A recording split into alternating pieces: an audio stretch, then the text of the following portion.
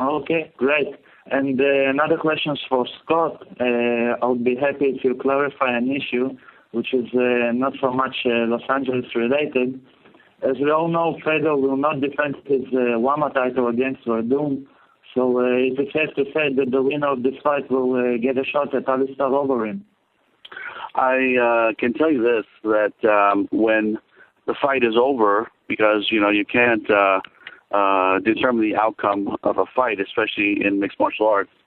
But when the fight is over, should Fedor be victorious, we will definitely be sitting down with M1 to try to put that fight together. All right. So thank you very much, and good luck for everyone. Okay, thank you, operator. Thank you. Next question. Our next question on the line is from Loretta Hunt with SureDog.com. Hi, I have a question for Scott, please.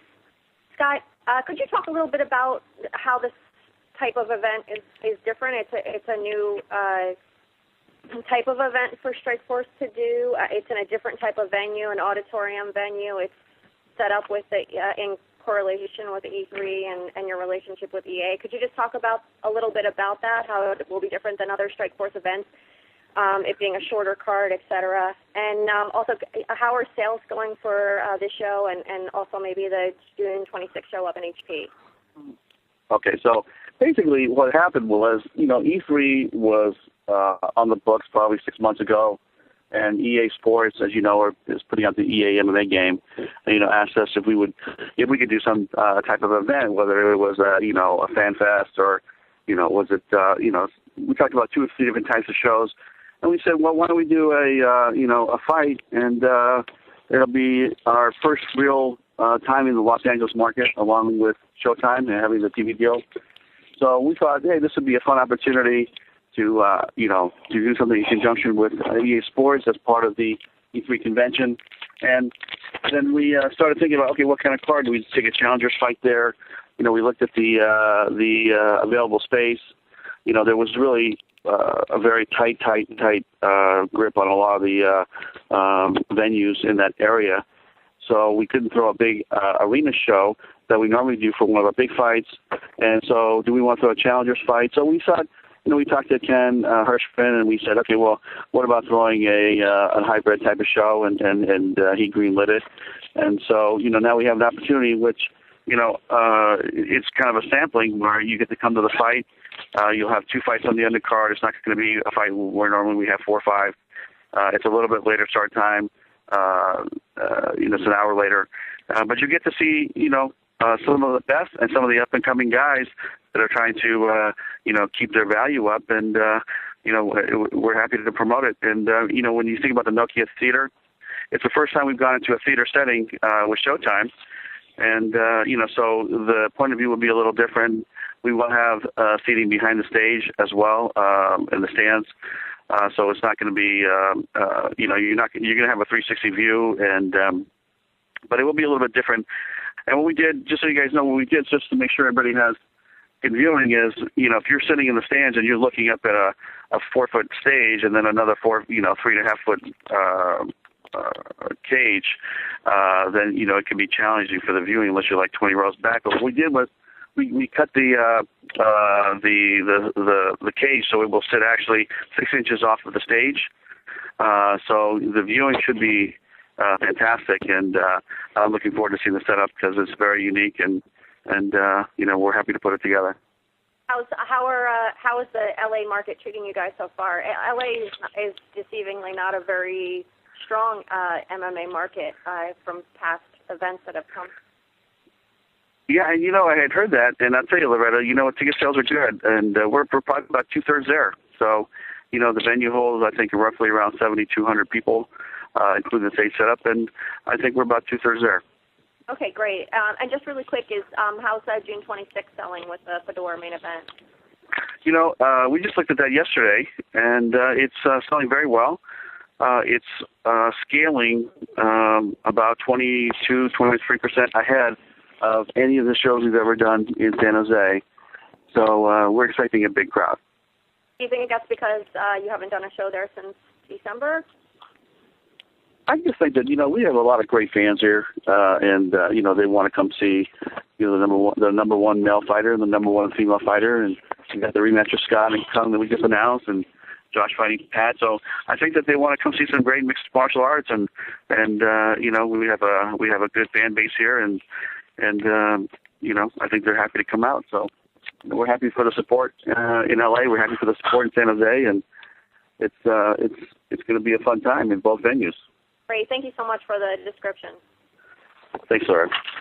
Our next question comes from Andrew Gladstone with MMA Recap. Hi, Scott. My question is regarding the Bjorn Remney situation. He's been saying on FSN how he's been trying to contact you about Melendez versus Alvarez. I was wondering what your thoughts or comments on that are.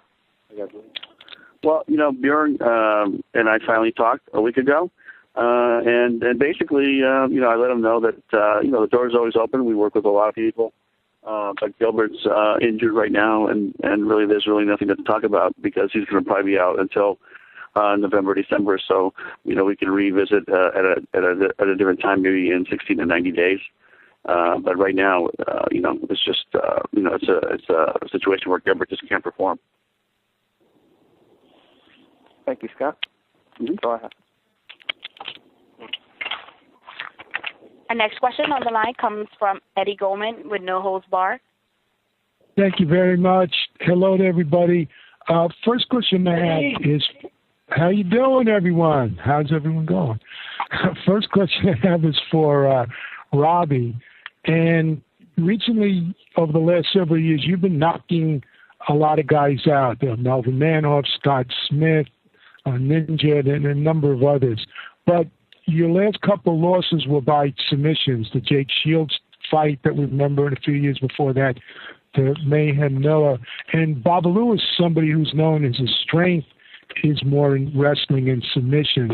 How are you going to approach this fight? And have you done anything to ramp up your game on the ground, particularly after the loss about a year ago to Jake Shields?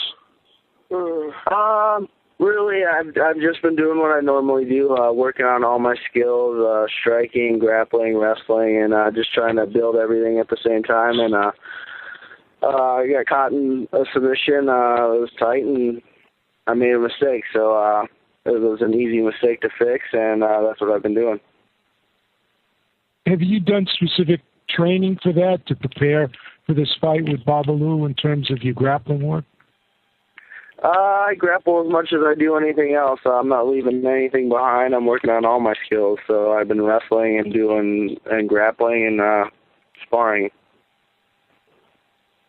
Okay, and it's a similar question really from the other side for Babalu. Your last fight in Strikeforce, you lost by knockout to Musasi, but you've gotten a lot of great submissions, one against Sokaju and many others. What have you done to improve your stand-up and your striking, particularly since Robbie has been known to be more of to win more of his fights by stand-up?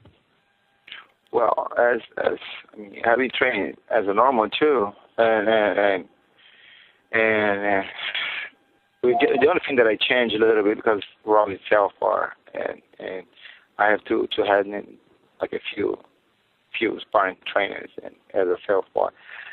As more, as a main guy, he can be a trainer as a southpaw too. But it's more, I train more southpaw than he used to be. He used to train. That's the only difference. Okay, and were there specific lessons that you drew from the fight that you had with Musasi that you're incorporating more into your game now? Because it's been about a year. Well, it always sometimes it's good when you get your ass kicked, and you can come back hungry and stronger. So, mentally, I'm feel prepared for this. Don't prepare in the back of the day. No, and I can't wait to step it again and come back and have the feeling to fight.